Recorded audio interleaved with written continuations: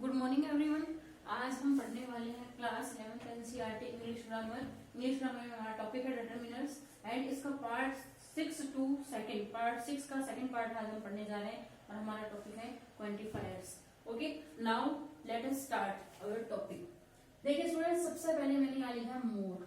जो अगला हमारा डिटरमिनर है क्वांटिफायर्स में वो मोर है। इसका मतलब होता है टू ए ग्रेटर अमाउंट। ये वही अमाउंट को किसी मात्रा को बताने के लिए, यानी ज्यादा शो करने के लिए, ज्यादा मात्रा को बताने के लिए, अमाउंट को बताने के लिए, शो करने के लिए हम इस डिटरमिनर का यूज करते हैं। जैसे सीधा सा है, वही मैंने कल आपको वीडियो में बताया था कि अनकाउंटेबल नाउन से पहले हम इसका यूज करते हैं। अगर काउंटेबल होता है तो भी यही होता है, वो मतलब यहाँ क्वांटिफायर चेंज हो गया, नंबर्स में चला जाएगा। अगर यहाँ काउंटेबल नाउन है तो ये नाउन कैसी है, देखिए यू नीड स्ट्रेंथ। अब स्ट्रेंथ कैसी नाउन होती है, वही अनकाउंटेबल नाउन होती है और उससे पहले क्या आ जाएगा यहाँ पे मोर। और जब वैसे भी कॉमन सेंस से हमें पता चल रहा है कि यू नीड मोर स्ट्रेंथ, तुम्हें ज्यादा ताकत की जरूरत है। ओके, फिर सेकंड देखिए इसमें मैंने लिखा है इन कंपैरेटिव सेंटेंसेस। कंपैरेटिव सेंटेंसेस जो होते हैं, देखिए कि आपको कंपैरेटिव सेंटेंसेस से मतलब जो डिग्रीज होती हैं, पॉजिटिव, कंपैरेटिव, सुपरलेटिव, तो हमें ध्यान रखना है पॉजिटिव, कंपैरेटिव एंड थर्ड होती है हमारी सुपरलेटिव डिग्री।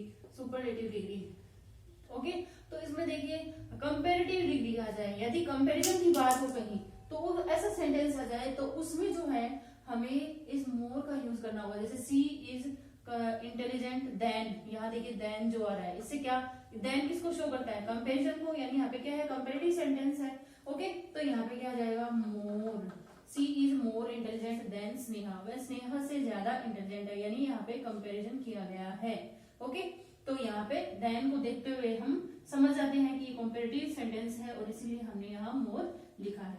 ओके, नेक्स्ट है लेस। अगला जो डिटरमिनर है क्वांटिफायर्स में वो है लेस। नॉट सो मच, यानी ज्यादा नहीं। ओके, तो इसमें भी देखिए हमें इसी तरीके से करना है, जैसे इंटेलिजेंट स्टूडेंट्स नीड अब गाइडेंस। ओके, गाइडेंस, गाइडेंस क्या है, अनकाउंटेबल नाउन है। ठीक है, तो यहाँ पे क्या आ जाएगा लेस गाइडेंस, यानी उन्हें ज्यादा गाइडेंस की जरूरत नहीं होती, किन्हें, इंटेलिजेंट स्टूडेंट्स को। ठीक है, तो इसमें जो लेस लगाते हैं सेंस और नॉट सो मच, इतना ज्यादा ध्यान देने की जरूरत, गाइडेंस देने की जरूरत नहीं होती इंटेलिजेंट स्टूडेंट्स को। तो इसमें आ गया अपना लेस डिटरमिनर्स आ गया है क्वांटिफायर्स के अंदर। इसी तरीके से अगला है रूल है less in comparative sentences. Comparative type जो सेंटेंसेस होते हैं वही जो मैंने अभी ऊपर वाले में बताया कि डिग्री जो होती है वो 3 टाइप्स की होती है, पॉजिटिव, कंपैरेटिव, सुपरलेटिव। तो उसी सेंस में देखिए सी हैज क्लेवरनेस देन, यहाँ देन आ रहा है। Okay, her sister has. अब जब इस सेंटेंस को हम पढ़ेंगे कंप्लीटली तो आप ये बोलोगे कि मैडम यहाँ भी देन आ रहा है, यहाँ भी देन आ रहा है, तो ये हम कैसे पहचान आइडेंटिफाई करेंगे, इसको कैसे एनालिसिस करेंगे कि क्या आना चाहिए, मोर आना चाहिए या लेस आना चाहिए। तो स्टूडेंट देखिए इस सेंटेंस को जब यहाँ देखिए लेस आएगा और यहाँ मोर आ रहा है, तो दोनों सेंटेंस से देखिए क्या डिफरेंस है। जब हम इनको पढ़ेंगे, she is more intelligent than Sneha, वह स्नेहा से ज्यादा इंटेलिजेंट है। इस सेंटेंस में देखिए she has less cleverness than her sister has, यानी वह अपनी बहन से, अपनी जो सिस्टर है उससे तो क्या है, कम क्लेवर है, कम चालाक है, कम क्लेवर है।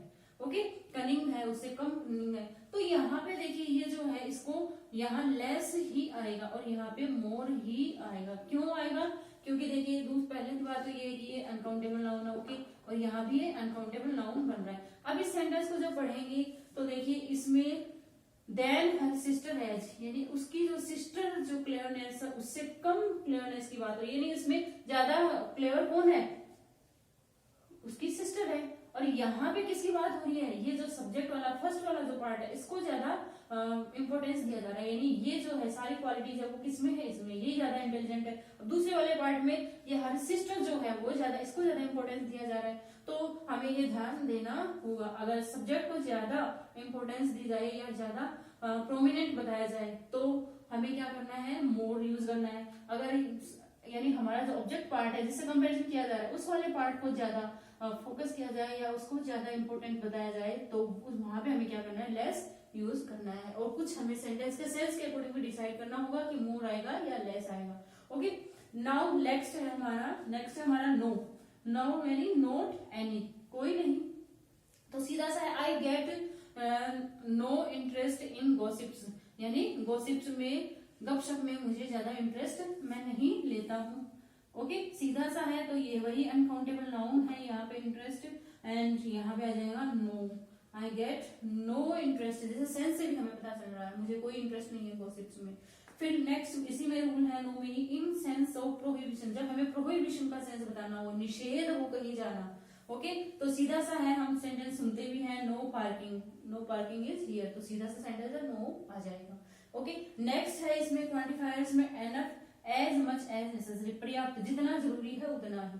ओके, तो इसमें देखिए आफ्टर एडजेक्टिव्स मैंने लिखा है first rule she is strong, ये देखिए ये सब्जेक्ट है, ये हमारी वर्ब है यानी लिंकिंग वर्ब है, लिंकिंग वर्ब के बाद जो आता है यानी ये जो है वो एडजेक्टिव है, या इसको हम कह सकते हैं एक तरीके से ये कॉम्प्लीमेंट है। और ये किसको, स्ट्रॉन्ग कौन है, ये सब्जेक्ट को शो कर रहा है, यानी ये सब्जेक्ट कॉम्प्लीमेंट भी इसको हम कह सकते हैं। तो यहाँ पे ये देखिए after adjective, adjectives and complements होते हैं, कॉम्प्लीमेंट्स होते हैं वो एक ही होते हैं दोनों ही। तो इसमें देखिए ये जो है इसके जस्ट बाद ही आता है एनफ आ जाता है, तो आफ्टर एडजेक्टिव्स मैंने लिखा है तो आ जाएगा सेंटेंस हमारा she is strong enough to win it, यानी वो इसको जीतने के लिए पर्याप्त है, इतनी ताकतवर है वो।